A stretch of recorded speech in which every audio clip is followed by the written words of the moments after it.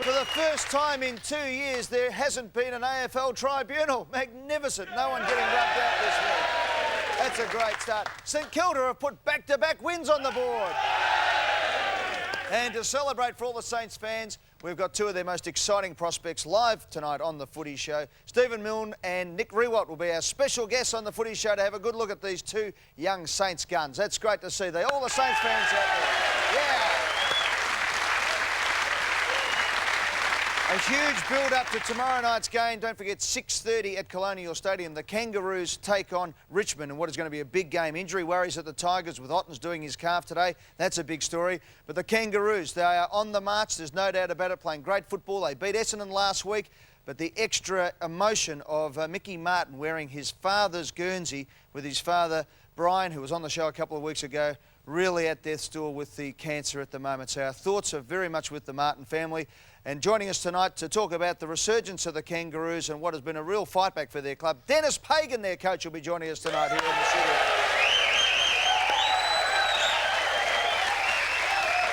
So a big night of football, and despite various people talking down the game, there's just never, I don't think there's been a season so close at the halfway mark. It's really wide open. We've got some great football. So let's meet our panel tonight. And we start with the man who has overcome every head injury known to mankind but has been slowed down by a slight hamstring strain at the moment. Please welcome the Essendon skipper, James Hurd.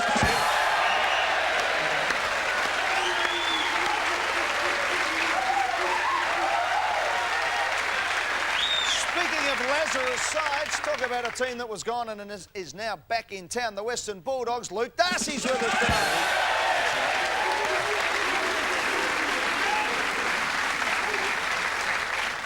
And the hot, cold team of the competition at the moment. They're one game off the top of the ladder. They lost to Geelong last week down at Skilled Stadium, but they're ready for a big one on Monday. Let's hope their supporters decide to come to the G rather than to Mount Buller. From the Melbourne Football Club, David Schwartz is with us tonight.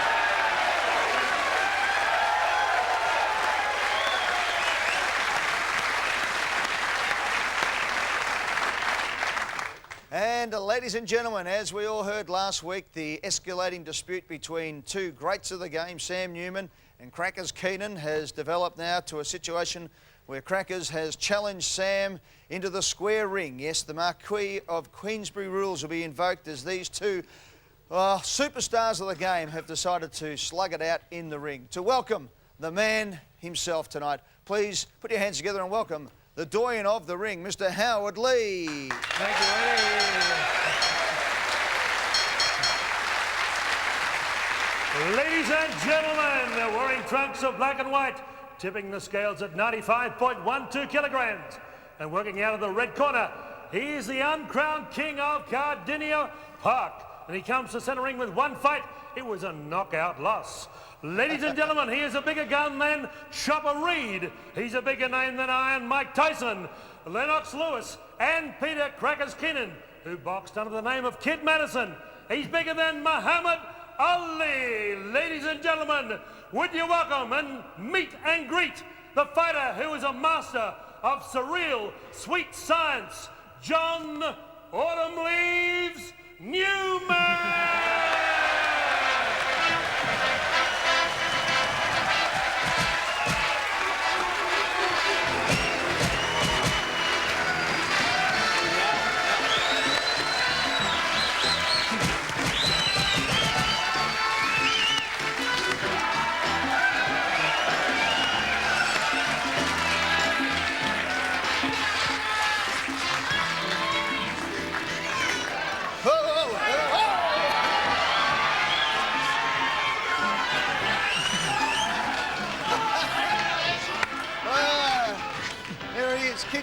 Gonna float like a butterfly, gonna sting like a bee. I'm not gonna hit him hard, because he got a brain like a pea. But anyway, how do you reckon I'll attack him, Ed? Do the rope-a-dope? Yeah. The rope-a-dope on the, or the, what do you reckon, the bolo punch? The bolo would get him, because he'd get mesmerised by the fist going round. You could modify him, he'd go into a daze.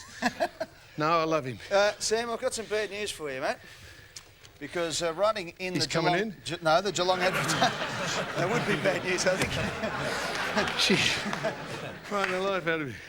They call him crosswords. Do they? Why's that? Because he goes into the ring vertically and they take him out horizontally. You know that? It's not true they call you a kid Candle, is it? One blowing you out. He was hit so hard his last fight. Not in my boxing life, Ed, no. He was hit so hard in his last fight that they counted him out while he was still in midair. Is that right? It's no truth in the rumour that you've actually sold advertising on the soles of your shoes. No, I haven't, Ed. As a matter of fact. Now, Crackers writes today in the Geelong Advertiser, I hate to see you get it so pumped up only to be let down at the last moment. Again. Really? It says here, Sam, if he, brackets Newman, or any of his cohorts, that'd be me, I suppose, mentions it on television or radio, if he threatens to make a spectacle out of it, that's the fight, then I'm not going to fight him. Keenan said. We're not allowed to mention this? I don't want to go on the footy show. He's written it in the paper, Ed. I don't want to go on Triple M. And after today, that was Monday, I don't want to mention it again in the media. If it turns into a PR exercise, I'll pull the pin. So the fight's off. You bloody wimp. Is that right? It's written in the Geelong Advertiser. Yeah. And he said he doesn't want any publicity, but he's written it in the paper that he writes for. Yeah. Crackers, if you are watching, mate, I don't know, or if this one over here, sorry, He's already punched too many times around the ring. If you are, what's that? Is that what the red light? It's taken me 9 years to work out what that red light means. Thought it means fire warning. You only had to put the gloves on. You're seeing double already. Crackers, I'm telling you this now, fair income. Is that right? You wimp. You are petrified of me. Look at that. You like to get in here, but if it's not on, if this is the end of it, like after tonight, put your money where your mouth is. Get in here tonight before the show's over, and I'll accommodate you where I might smack you right in the mouth in a minute. Where this man here, in a moment of frivolity and gaiety, just pushed me over because I wasn't trying. You get your fat ass in here, and I'll build the shit out of you right here tonight.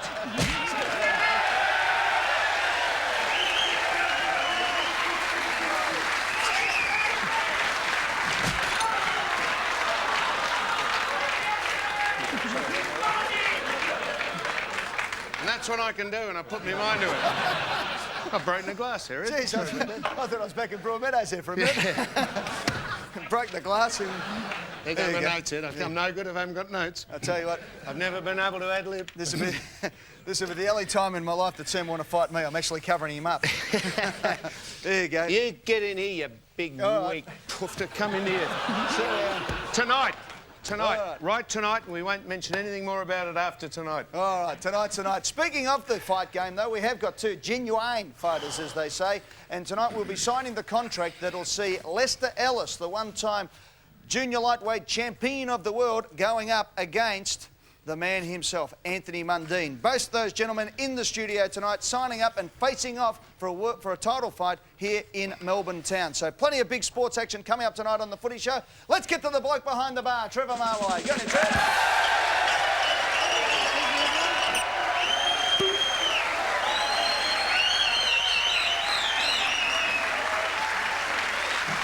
What is it? This is like Tyson Lewis, isn't it? I mean, it's on again, it's off again, it's on again. My money's on you, Sammy. My money's on you. We know you can take a punch. Absolutely. Although I hope Crackers comes in, he might be able to knock your face back into its original shape.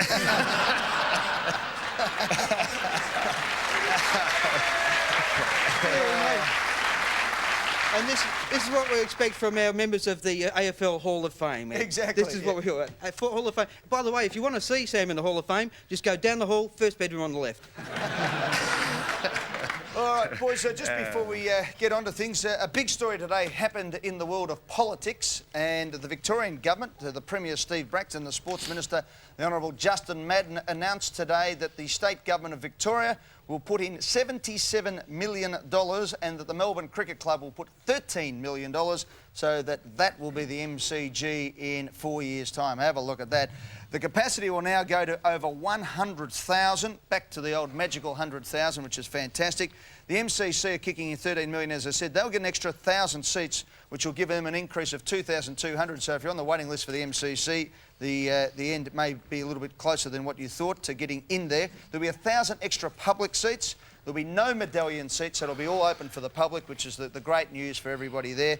And that was after the federal government withdrew its $90 million contribution. It looked for a while there as if maybe the Ponsford stand would end up staying as it is, but the good news is the whole thing's going to go, and we're going to have a ripping MCG in 4 years' time for the Commonwealth Games in 2006. So there you go, everybody. We've got the MCG all happening.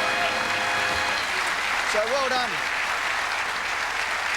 Congratulations to Bruce Church and all at the MCC and Stephen Goff and John Wiley for doing a great job there, and to the government for forking out the money, because the MCG is the, well, it's the spiritual home of Melbourne, and obviously it's a fantastic thing. We think so at Collingwood, because the Collingwood Social Club will go in there nicely at the Ponsford end. But for everybody, it's just going to be fantastic. What do you reckon, Schwarter? It's your home ground, has been for 150 years. You happy about that? Yeah, well, it is our ground, Eddie. It's not Collingwood's, but no, we're very proud as a club to be receiving this. And I wasn't sure, was it the federal government that withdrew the funding, or was it the Victorian government that didn't want the funding because of certain criteria? Well, it was a combination of both. It was a bit of a political bun fight over industrial relations, and regardless, we don't want to go into the politics of it, because you know, both would argue they were right, and they did in Parliament today. Safe to say that at the end of the day, the ground will be built in time for the Commonwealth Games, and everything will go up. And the start will be delayed till after this year's grand final, which is good. It means that we'll get more people into the grand final. Sam, won't be the ticket row that was looming at the middle of this year. Should you get there, Jim? Yes. Just mean for the supporters, I think it's fantastic. Now, seeing as you've got a social club there and the MCC are tipping in, that's Melbourne. Will Collingwood be contributing to the cost of the ground, of course, seeing as you're using it? Collingwood does, because we fill it.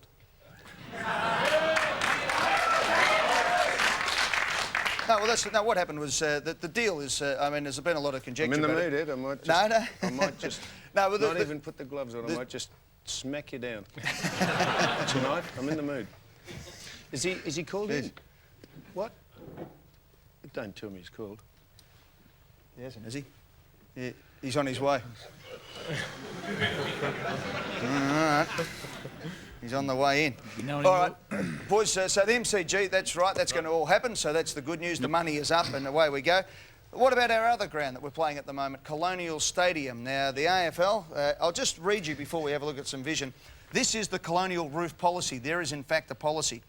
So far this season, there have been 20 matches played at Colonial, 13 with the roof closed, 7 with the roof open. Now, the policy is this. The roof is to be closed at the beginning of the season for day games due to the positioning of the sun. So early on in the year, that is when the sun is high in the sky. During winter, the roof is open for day games when the weather is fine because the position of the sun has changed, according to the AFL. That's the summer solstice. I seem to remember that the sun actually is lower in the sky, therefore would be further in your eyes. But have a look at the vision from the weekend. This is some of the vision that hasn't been seen. That was it open, obviously, and there's the roof, so the sun's going into one end there. But this is actual footage during the game. I mean, as you can see there, you can see the scoreboard. You couldn't see the scoreboard during the match at all. But here's Maxie Hudson and the West Coast Eagles players. And you just have a look at them, all standing at one end. That is ridiculous. I mean, it is absolutely stupid. And there's the sun. Now, there's a fan trying to watch. He's got a cap on, this bloke. Umpire can't see. What else is new? But it doesn't matter. And so there's the vision. Look, the ball's just about to come down. Blokes are looking for leads. And even the goal umpire. Have a look with at that. The sunglasses. He's got sunglasses on, and then you'll see the whole situation. Yes, Trevor. There's a whole heap of people standing there going, it looks like St Kilda. Playing a blinder. What's happening here? Eddie, my sense of direction probably isn't the best, but is the ground built the wrong way? And I know James had a fair input into the design of the ground. Is the ground actually going the wrong way? Well, look, you could argue that, but there are some. I think you can't ever go to the architects because they built it to specifications. On one side, you've got actually Port Phillip Bay, so you can't go too far that way. And the other side, you've got the railway yards of Spencer Street and the configuration of the roads, is my understanding. But I think also, and I'll have to check this, we did try to make some inquiries during the week, and we'll get the full story. If you're actually going to build an indoor stadium, the sun doesn't necessarily come into it. And that's basically what it is. Now, James, you were involved down there. I don't know how much involvement you had. Very little, but it was... I mean, it's not an ideal... Yeah, that's right, jumping off the ship. But it's not an ideal situation, really, trying to play footy when the sun's in your eyes. And it's just too hard to see the ball, and they have to close the roof. But saying that, when you go to play a game in the middle of the day, in a closed stadium. It's a very strange situation, isn't it? It makes you feel very weird. It is an eerie feeling to walk in during the day, have the lights on and play a virtual night game and walk out at 6 o'clock. It is a strange feeling, but it's a fantastic stadium with the roof closed and they just have to close it. But, boys, I mean, can we just have a quick vote? I mean, we saw there, the umpires can't see it. You can imagine what's going to happen if a goal umpire says, oh, I think it was a goal, but maybe it was a point because I'm looking straight into the sun. The players can't see it. Now, I can only hope that this doesn't happen, but if a player's going for a ball and he misjudges it because the sun's in his eyes and he gets cleaned up, gets his jaw broken and misses a final series or something like that, there's all manner of legal suits that could possibly be there. The supporters can't see it and we've got a roof. I mean, why don't we just cut the nonsense out, just shut it? I mean, how hard can that be? Very simple. Just close the roof and everyone's happy. All right. Except for probably a few that keep piping up about it. Yeah. And there's no getting away from it, Ed, and it doesn't matter what people say, the ground for a outdoor stadium is built the wrong way. It faces east-west, and that's the direction the sun rises and sets in.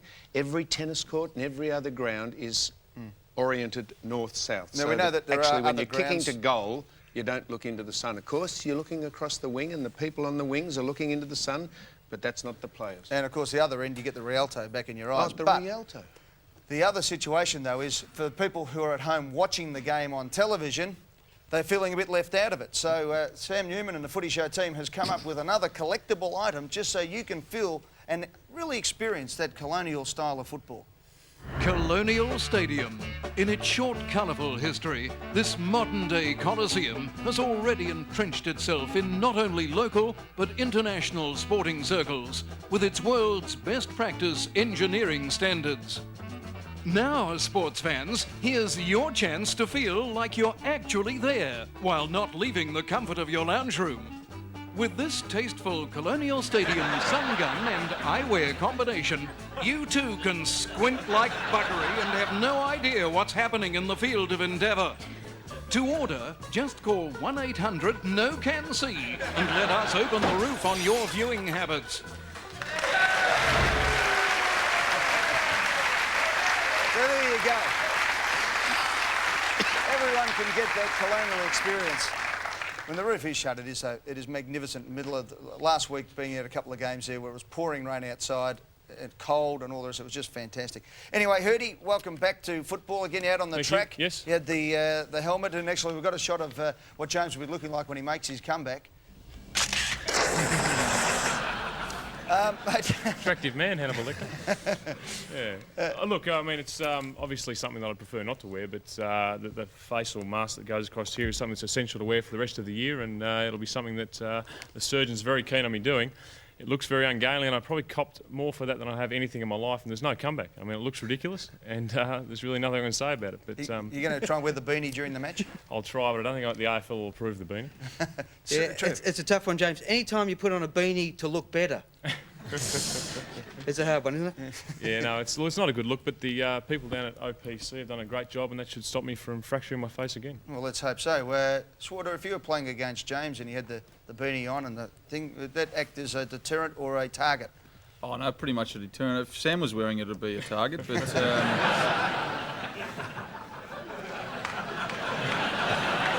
I tell you what, David, just for the theatre of this, for 2 pins, I'd come over and smack you right in the gob. I tell you what, I can Please do it. Would you like, as we go to the break, would you like me to come over and have a crack? Well, do you remember what happened last time? Barry Michael. You absolutely crapped yourself with Barry Michael. Now Barry Michael wasn't even up to the microphone. And you're going to take on Crackers Can and you want to put that headgear on. Apparently it's off. He's squibbed it. He'll turn up. All right, let's move on. Boys, let's have a look at Essendon versus Port Adelaide.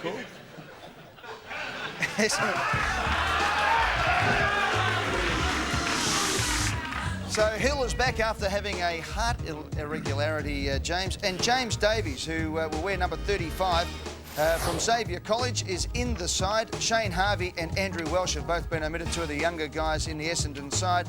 And Davies was the player that was alleged that Essendon hid during the draft a couple of years ago. He was there for everyone to pick, but he's obviously one that the Bombers have had their eye on for a little while. Yeah, he didn't play much under-18 footy, decided to play with his school, Xavier College. Very fast player, fantastic skills, and I think he's played some very good footy in the reserves and does deserve his spot.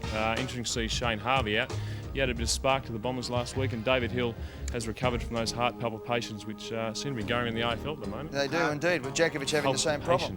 What was that? Palpitations. Palpations. I think that's the way they say it. Palpitations. I would have thought it was palpitation. Oh, but, palpitations, and there you go. Palpation could be good for us here tonight. Eh? Essendon have won both their encounters against Port Adelaide at Colonial by 94 and 38 points, 94 being the first ever game played there. Different Port Adelaide side these days. And Gavin Wanganeen is in and Kane Corns is out.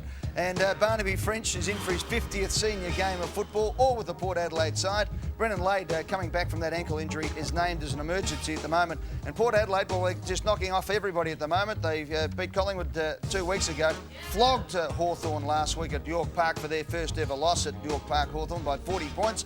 And they come up against the Bombers at Colonial. I think you've only lost one game ever at Colonial, James. One game against the Bulldogs. And, there's no doubt Luke remembers that one. But I tell you what, if ever there was a time that Essendon will go in as possible underdogs, this would be it. Yeah, I'd say we're underdogs. I think, Port are fantastic. They've got a great running side, and they're probably the in-form team in the competition, Sam. And really, for us, it's a crunch game. If we can win this game, it probably puts us back in the top 4. If we lose it, we go back to about 8th spot. So it's a game we're taking with a lot of seriousness.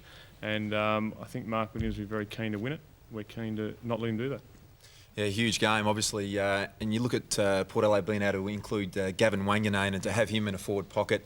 Essendon only lost the one game, but I think Port Adelaide will probably get over the line. They're in such good form, and without James and Lloydie still to come back in, I think they might be just a bit too strong.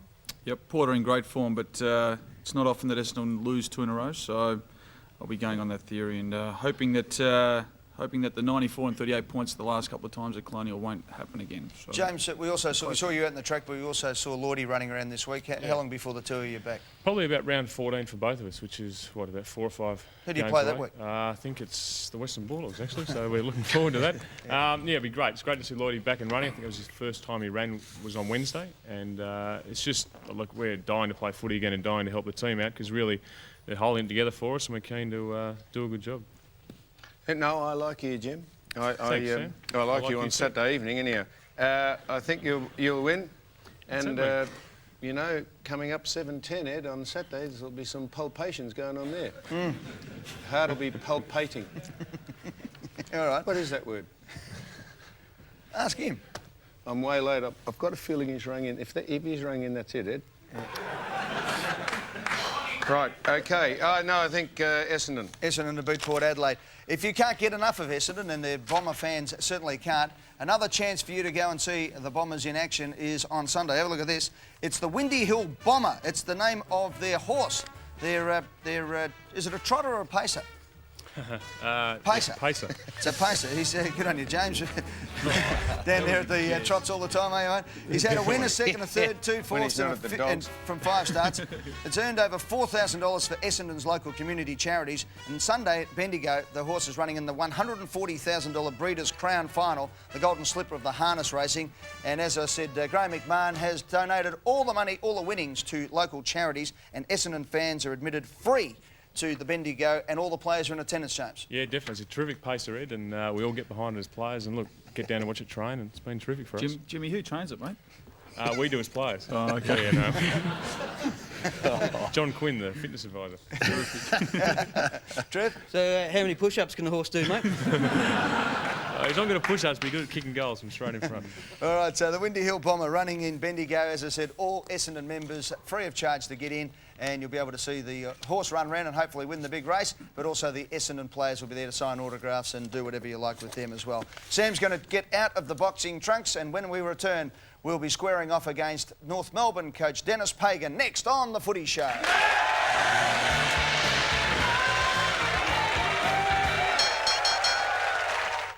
I feel isolated.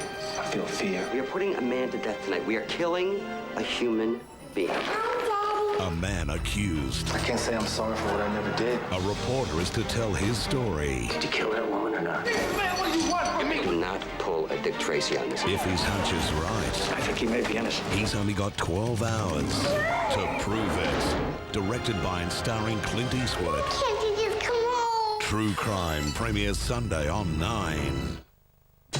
Be a World Cup winner with limited editions from Hyundai. World Cup edition Santa Fe and 7-seat 4-wheel drive Terracan. Score nudge bar, side steps, exclusive badging and more. And V6 7-seat Trajet GL with roof racks, alloys, Xbox system and more. That's over $2,500 extra value free on all these models. Plus air conditioning, driver's airbag, CD player and power everything as standard. World Cup editions for a limited time at your Hyundai dealer.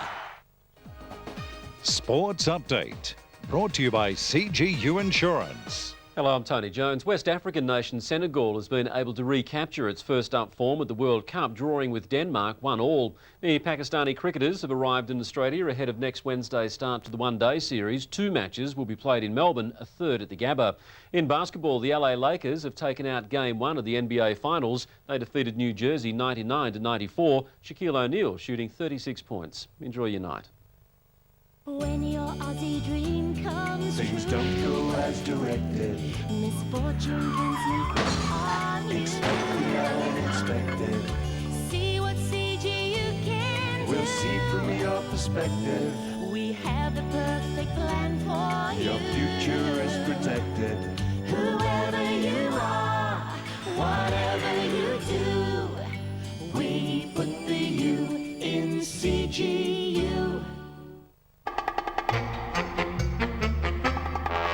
For the final 4 days of the Maya pre-winter sale, we're taking 25% off all full-price men's clothing from Country Road and Jag. Let me guess. 1 chicken tandoori, 1 Rio Fiesta, both on the new Perfecto base, and some pepperoni dipsticks. All for only $19.95 plus my delivery fee. So will I see you Saturday? That depends on whether I order pizza or not. I just love computers. I didn't really want to go to uni. I didn't want to study full time. I looked into the training that new apprenticeships offered. I realised that Nick was perfect for us. You'd be amazed where new apprenticeships can take you these days. Authorised by the Commonwealth Government, Canberra. Save this week with Safeway Special Buys. 1.25 litre Coca-Cola, Diet Coke or Sprite soft drink, just $1.08 each, save 57 cents. Don't miss out on this special buy and many more, but only at Safeway. Bring food to life.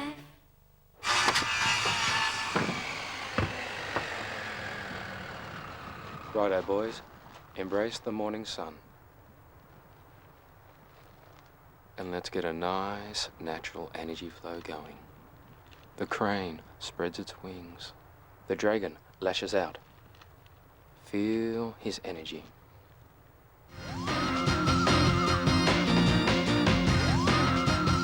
The original energy source.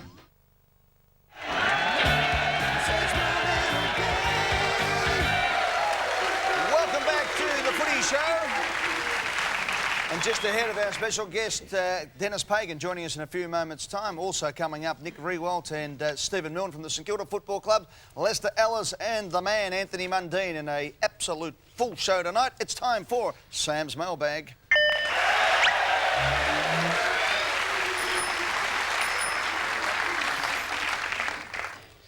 Now, this is from Evelyn. I won't mention her last name because she said don't mention any of her names. I'll just mention Evelyn. Recently, you tickled my fancy. I laughed all through the show after you put on the footballer going for the scrotum.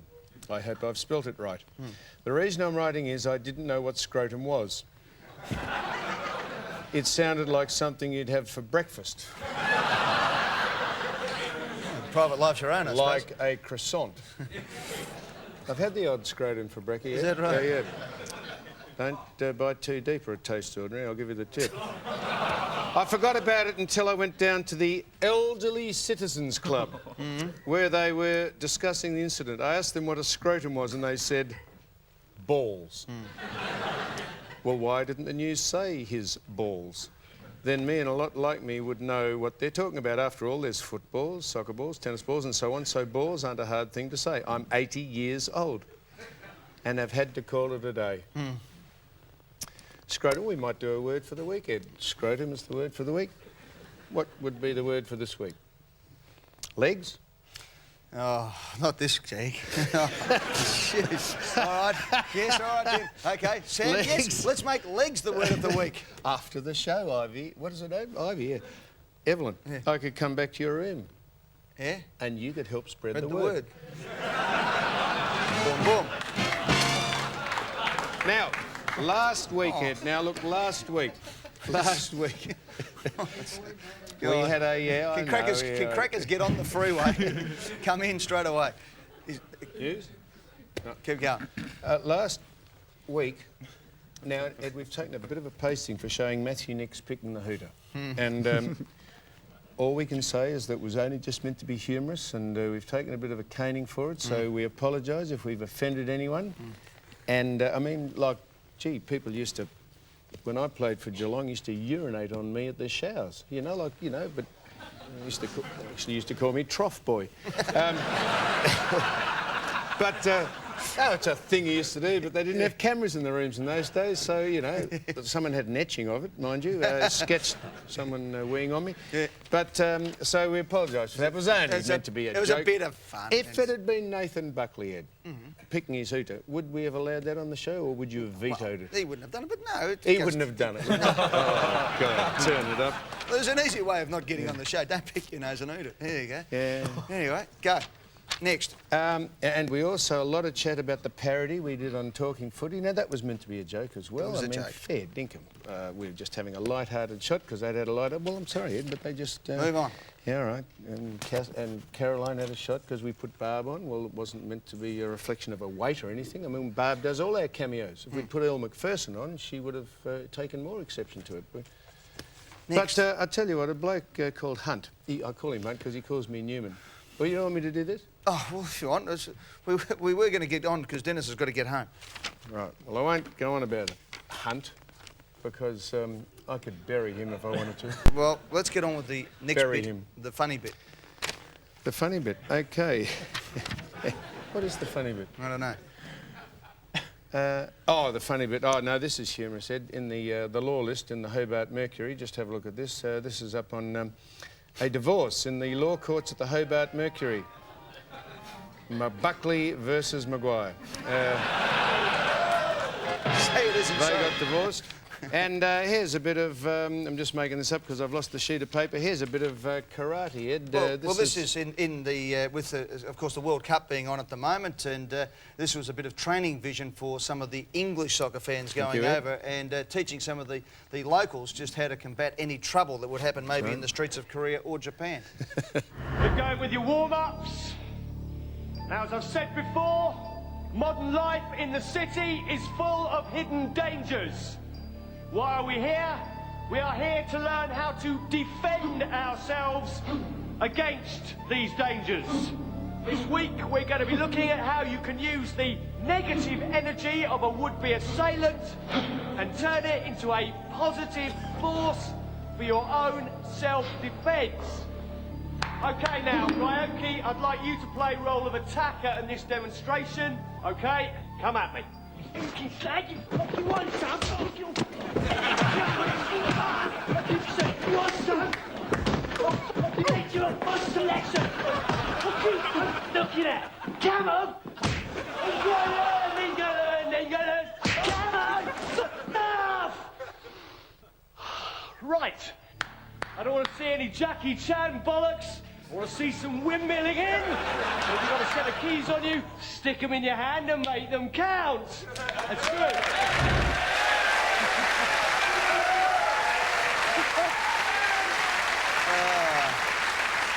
Fantastic stuff. There you go, just for some of the English boys going over to the soccer over there. And, of course, tomorrow night after the game between North Melbourne and Richmond at the MCG at the special starting time of 6:30. The game is live, so right after National 9 News, AFL Friday night. It's going to be a beauty tomorrow night. Straight after that, of course, England versus Argentina from the World Cup live. It is the fabulous Friday of football. Trev. So what time's the North Richmond game start again? 6:30. 6:30, yeah, good. So that means lunch starts at about, the dinner starts at about 2:30 in the afternoon. Get there. Yeah, exactly. That'll be a good night. Our television starts at 6. Game officially, first bounce at 6:45. But make sure you get along. It's going to be a great night. And to talk about not only the game, but some emotional scenes down at Arden Street this week. As we all know, Brian Martin, a great friend of the Footy Show, is in very poor health at the moment. The father of Mickey Martin, who will wear his number 20 in honour of his father tomorrow night against the Tigers. To talk about all things Kangaroo, please welcome the coach of North Melbourne, Denis Pagan.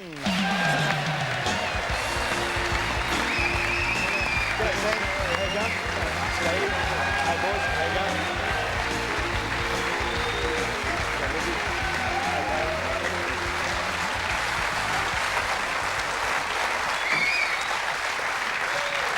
Just to correct myself, I said number 20. Number 30 is what Mick Martin will be wearing tomorrow.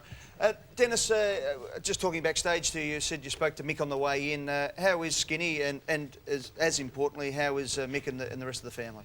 The family's strong. Mick's, very positive about things. Brian's not too well. He's drifting in and out, and it's very sad and to see it go that way. But he's getting all the support from his family, and the Martins are a quality family. A wonderfully staunch bloke, isn't he? I mean, you had Mick as an under-19 player. You've known Skinny from the time when you played down at the Kangaroos, as well as being a coach for all but 1 year since 1982. What sort of a bloke is he around the club and the Martins themselves? I mean, every club really, you pray for people like that to have around the club. They're a quality family. Not only Brian, but his wife Mary. Brian does so many things around the club, Eddie. It's amazing, even to the point of when he was very, very ill, setting up a members directory out the front and doing work and diagnosed. And he's an amazing person. And I had the privilege of meeting Brian when Mick came to the under-19s when he was 14 years of age. And he's been very supportive, always there for his son. Always there to support the coach and give him a bit of advice when needed. Yeah, I'm sure he gave you plenty. Sam? Well, Dennis, I reckon you've just about run the entire gamut of emotions down there at Kangaroo Land this year. One thing and another. Did you ever think it'd be like this? Not in a million years, Sam. The trials and tribulations of the Kangaroos, it's going to make a good copy one day, and it's been an amazing year, and to see the things unfold and the way our guys have gone about it, it's really amazing. It would be remiss if I didn't ask you about the start of the year, and I haven't spoken to you before the show, so you can not answer the questions as is your want or your right, but do you think you'll ever coach Wayne Carey again? No, I wouldn't think so, Sam. It's a tragic situation. As I said at the time, there were no winners, and I don't think, well, who knows what happens where you end up in the future, but at this stage, I wouldn't think it'd be the case. And did you think the incident inevitably would end up affecting the Kangaroos? As soon as it became news to you, did you think, well, this is inevitably what's going to happen, what has happened? No, I didn't have the faintest idea. I probably thought the worst. I could see all sorts of visions flashing across your mind and thinking, gee, what's going to happen to the Kangaroos? But in true shinboner spirit, the boys stuck at it, and they've been amazing. Did you try and placate any of the individuals involved? Look, I sat down and tried to speak to Wayne. I've spoken to Anthony at length. Spoken to Michael Martin, who's been very supportive of both parties. It's a very personal issue, and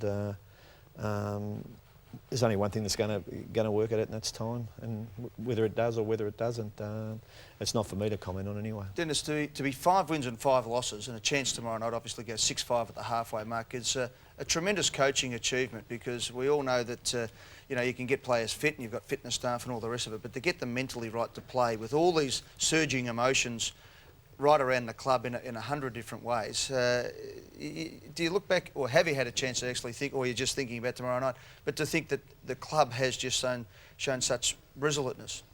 Yeah, you probably don't have a chance to look back, Eddie. It's gone at 1,000 miles an hour. Yeah. You never replace Wayne Carey's talent.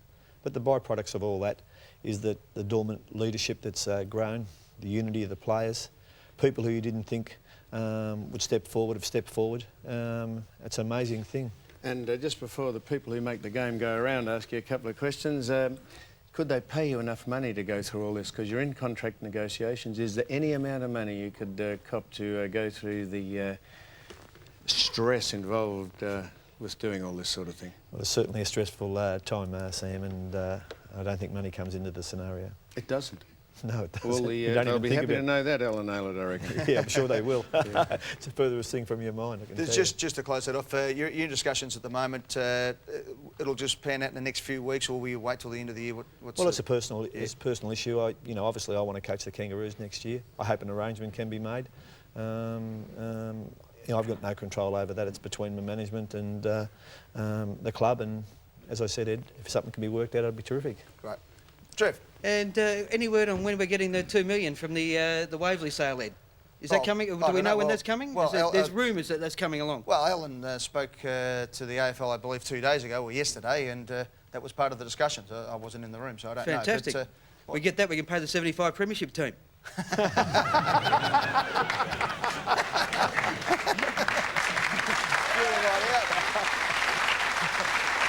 Well, Dennis is pretty keen for the 74 grand final side to get paid as well, because he was in the back pocket.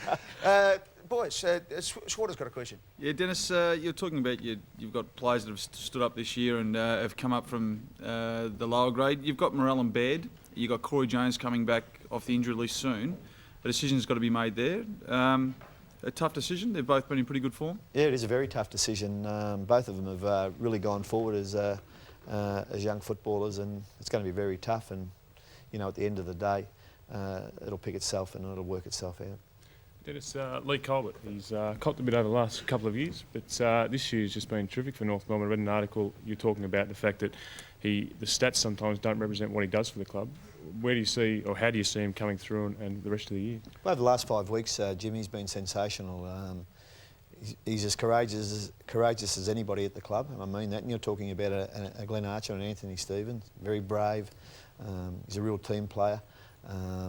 He's playing in a role that perhaps is not going to stand out, negating defender, but he's certainly done the job, and he's one of the reasons why the Kangaroos have been competitive this year.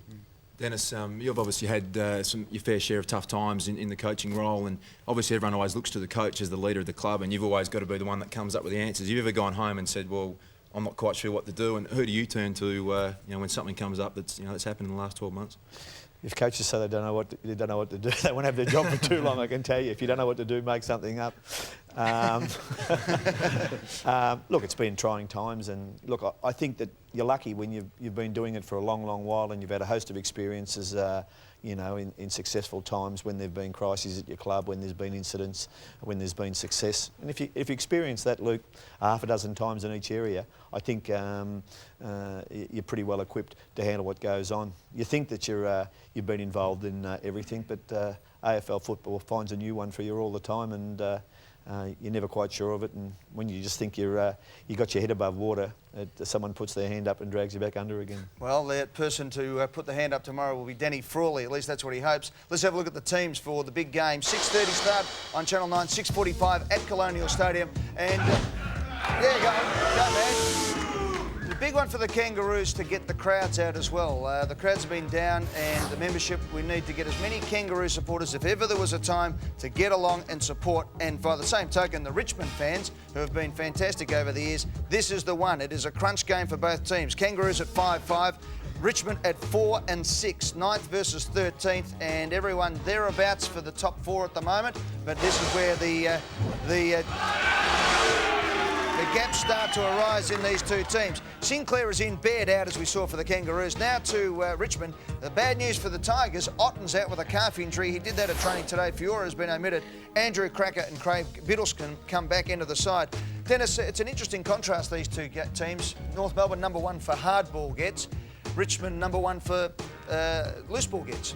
So you've got one team who likes to get out and get the handball, and your team likes to get in and get the hard one. So it'll be interesting to see the two teams in action. Yeah, I think it's very important to win your ground balls, and a hard ball getting the ball under a really extreme pressure on the deck, and perhaps a loose ball not so much pressure. But I think they're equally important, and you'd want to make sure that you get in first for the footy tomorrow night. And Adam Simpson has been fantastic this year. Dennis, a coach sometimes likes, you don't want to be put under pressure and things, but have you really thought that you've been able to take yourself to a new level this year, as opposed to maybe the years when North were dominating, that you've really had to get within your own self to get the boys to where they are? Is it? I'd rather be coaching an automatic pilot, Eddie. Yeah. That's a lot easier, I can tell you. Yeah, mate, I can imagine it. This year's just been unbelievable. Tigers tomorrow night. We need to get the crowds out there, don't we, Dan? We want to see all of our Kangaroo supporters, and there's a hell of a lot of them out there who probably, maybe, well, I won't say been spoiled over the years, but enjoyed a lot of success, and they think the Kangaroos are going okay. We want everyone there tomorrow night. It's really important for the club. So many people who are involved with the Kangaroos are just working beyond the call of duty, and you want to see them get the rewards for their labour and for their hard work. And this is people around the club and the players. And I think, you know, our supporters should be really pleased with the way our players have gone this year. They've had a real crack at it all the time. Perhaps one or two occasions didn't work out, but they've had a real crack at it. And, you know, I see them on the training track, and we put obstacles and hurdles in front of them, and they gobble it up and look for more. And, you know, they've just done everything that you want, and you want to see them rewarded, because I'm sure every footballer wants to play in front of big crowds. Because despite what's happened, I think I'm right in saying you're better off this year on the ladder. You got more members. I think you're more successful. It's a absolute contradiction in terms almost, isn't it? Lose your best player and things seem to go better this year at this stage. Yeah, well, it's amazing, Sam, how other people have grown and come forward. You know, Wayne was so dominant, and I suppose it was one of his greatest strengths. And people just sort of accepted Wayne's dominant personality, and we want Wayne to be brash and bold and arrogant, and he's at his best when he does that. But it probably, maybe a few people, you know, who are on the peripheral or play around Wayne accept that and just go along with what occurs. And now they've got to think for themselves, they've got to initiate for themselves, and they've got to be creative, and it works out like that. Have you spoken to him? Often? I haven't spoken to him at all, Sam. At all?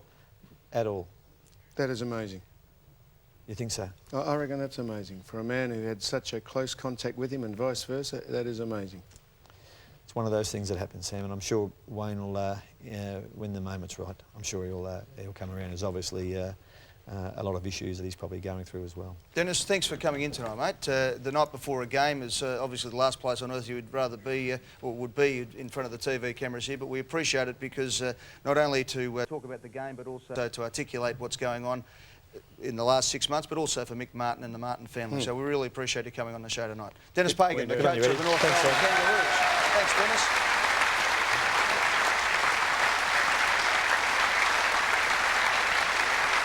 We'll let Dennis, we'll let you walk off because we've got a few people to talk to here, and we'll let you get a head start off and get a good night's sleep and have a last look at the Tigers lineup and the tapes and all the rest of it that the coaches do before they go to sleep.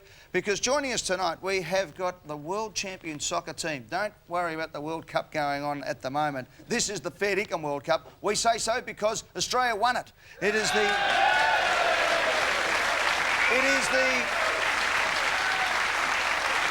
last Thursday, Australia defeated the United States in an 8-7 sudden death penalty shootout after a 1-1 drawn game in the five-a-side World Football Championship. It's the first time Australia's ever won a World Championship trophy. There are our boys. They did it, and they did it beautifully. They won the Hyundai five-a-side World Football Championship. Yep, our sponsors, Hyundai, were the sponsors of, and are the sponsors of the World Cup. But these guys are with us tonight. So, boys, congratulations on your World Cup success.